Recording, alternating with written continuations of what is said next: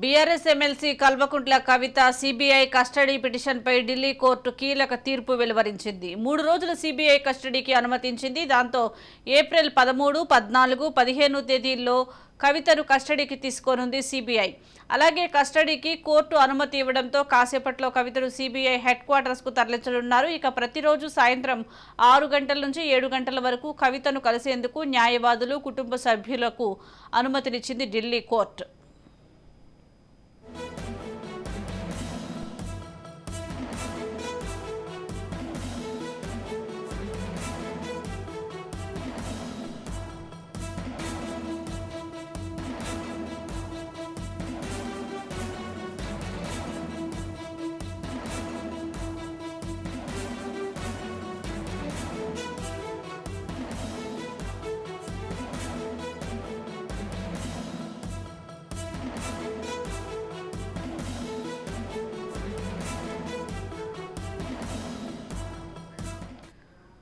మరోవైపు కవితకు ఢిల్లీ కోర్టులో వరుసగా నిరాశ ఎదురవుతోంది. కవిత దాఖలు చేసిన 2 పిటిషన్లను ఢిల్లీ కోర్టు తోసిపుచ్చింది. సిబిఐ అరెస్టు, సిబిఐ కస్టడీ పిటిషన్ను సవాల్ చేస్తూ కవిత పిటిషన్లు వేయగా ఆ రెండింటినీ తిరస్కరించింది కోర్టు.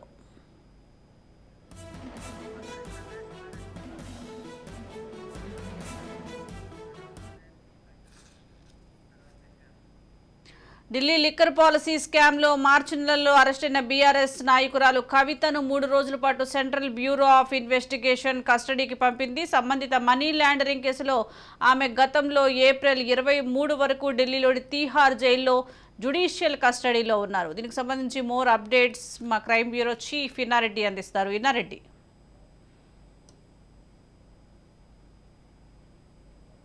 ఇప్పటి వరకు కూడా అంటే మధ్యంతర బెయిల్ తర్వాత రెగ్యులర్ బెయిల్ ఆ 2 బెయిల్లు కూడా ప్రస్తుతం కోర్టు కొట్టేయడం జరిగింది. మధ్యంతర బెయిల్లో కొడుకు పరీక్షలు ఉన్నాయి కాబట్టి నేను కొడుకు దగ్గర ఉండాలని చెప్పిన మధ్యంతర బెయిల్ విషయాన్ని కూడా అబ్జెక్షన్ చేశారు ఎన్ఫోర్స్మెంట్ డైరెక్టరేట్. ఆ నేపథ్యంలో కూడా ప్రస్తుతం కేసు చాలా కీలక దశలో ఉంది. గతంలో కూడా ఈమె ఈ అంటే సాక్ష్యాలను బెదిరించిన క్రమం అంటే అప్రూవల్ గా మారిన వ్యక్తులను బెదిరించిందన్న ఎవిడెన్స్ ఉన్నాయి కాబట్టి ఎట్టి పరిస్థితుల్లో బెయిల్ ఇవ్వద్దని చెప్పిన విషయం మీద మధ్యంతర బెయిల్ కూడా రిజెక్ట్ అయింది. అయితే ఈ రోజు రెగ్యులర్ బెయిల్ కూడా రిజెక్ట్ చేయడం జరిగింది. దీంట్లో ప్రధానంగా గమనిస్తే సిబిఐ ఈ కేసు టేకప్ చేసిన తర్వాత అసలు అరెస్ట్ చేసి కోర్టును ప్రొడ్యూస్ చేసినప్పుడు కనీసం ఏమాత్రం సమాచారం ఇవ్వకుండా అరెస్ట్ చేశారు. తర్వాత కనీసం అరెస్ట్ చేసిన విషయం కూడా చెప్పలేదు. ముందుగా చెప్పాల్సింది వీళ్ళు అంటే గైడ్ లైన్స్ వైలేట్ చేశారని చెప్తారు కూడా కవిత అడ్వకేట్ లో మాట్లాడినప్పుడు కూడా అంటే ఈ ప్రస్తుతం ఉన్న సినారియోలో కవిత చాలా కీలకంగా ఉంది కాబట్టి తాను విచారించాల్సిన అవసరం ఉందని చెప్పని కూడా సిబిఐ భావిస్తా ఉంది. దీంట్లో ప్రధానంగా మనం గమనిస్తే దాదాపుగా 100 కోట్ల రూపాయలకు సంబంధించి ఏమైతే ఫండ్స్ ఉన్నాయో ఆ ఫండ్స్ ను ఆమె ఆప్ నాయకులకు ఇచ్చిన ఎవిడెన్స్ కూడా ఉన్నాయి. తర్వాత సౌత్ సదరన్ గ్రూప్ సంబంధించిన వ్యవహారంలో ఈ డబ్బులు గ్యాదర్ చేసి ఆ డబ్బులను కూడా ఈమె ద్వారానే మీటింగ్ ఏర్పాటు చేసింది. తర్వాత దీంట్లో ఆమె తమకు సంబంధించిన వ్యక్తులను విచారించినప్పుడు కూడా చాలా కీలకమైన అంశాలను కూడా మేము సేకరించామని చెప్పని కూడా చాలా స్పష్టమైన ఆధారాలు ఉన్నాయి కాబట్టి తమకు కస్టడీకి రావాలి, తర్వాత విచారించాల్సిన అవసరం ఉంది. ఈ సమయంలో కనుక బెయిల్ ఇస్తే కేసు చాలా కీలక దశలో ఉంది. తర్వాత ఇన్వెస్టిగేషన్ ప్రాసెస్ లో దీంట్లో ఒక రకంగా చెప్పాలంటే అంటే కింగ్ పిన్ అంటే కీ రోల్ గా ఉన్నారు. దీంట్లో పాలసీ మేకింగ్ ను మార్చడంలో కూడా కవిత చాలా కీలకంగా వ్యవహరించింది చెప్పారు కూడా చాలా స్పష్టంగా వాళ్ళు అభ్యంతరం వ్యక్తం చేసిన పరిస్థితి మనం చూస్తా ఉన్నాం.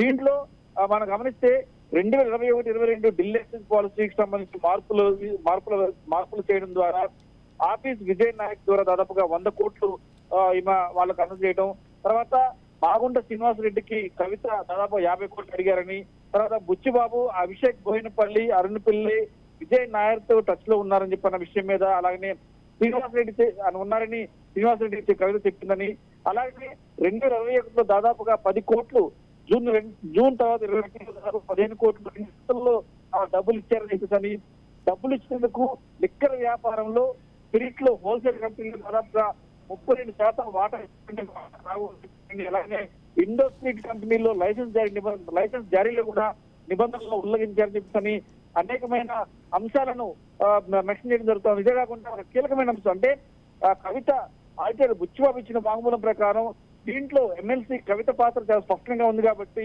ఈ 100 కోట్లు సౌత్ గ్రూప్ నుంచి సమీకరించి ఆప్ నేతలకు ఉచితంగా అందజేయడమే కాకుండా దీంట్లో ఇండో స్పీడ్ సంస్థలు 33% వాటాకు సంబంధించిన వ్యవహారంలో కూడా ఆమెకు సంబంధించి కీలక పాత్ర ఉందని చెప్పిన విషయంతో పాటు కవిత పిఏ అశోక్ కౌశిక్ వాంగ్మూలం ప్రకారం అలాగే అభిషేక్ బోయినపల్లి సూచన మేరకు భారీ మొత్తంలో అంటే ఆప్ నేతలకు అందించినట్లు ఛార్జ్ షీట్ ఉంది కాబట్టి సిబిఐ దీని మీద పూర్తి విచారణ జరగాల్సి ఉంది. విచారణ చేస్తే ఇంకా చాలా విషయాలు బయటకు వచ్చే అవకాశం ఉందని చెప్పిన అభిప్రాయపడుతూ తమ వాదన వినిపించిన నేపథ్యంలో ప్రస్తుతం మాత్రం రెగ్యులర్ బెయిల్ కూడా కొట్టివేయడం జరిగింది. అయితే 5 రోజుల కస్టడీకి సంబంధించి ఖచ్చితంగా విచారిస్తే అనేక విషయాలు వెళ్ళడం కాకుండా ఇంకా చాలా మంది భాగస్తులు ఎవరైతే ఉన్నారో అంటే సౌత్ సదరన్ గ్రూప్ లో ఇంకా విచారించాల్సిన వ్యక్తులు ఉన్నారు. తర్వాత దీంట్లో కీలకమైన పాత్ర పోషించిన వ్యక్తుల సమాచారం కూడా కవిత సేకరించాల్సి ఉందని చెప్పిన కూడా సిబిఐ భావిస్తున్నట్టు కోర్టు తెలిపింది. Sujatha. Right, thank you Ennareddy.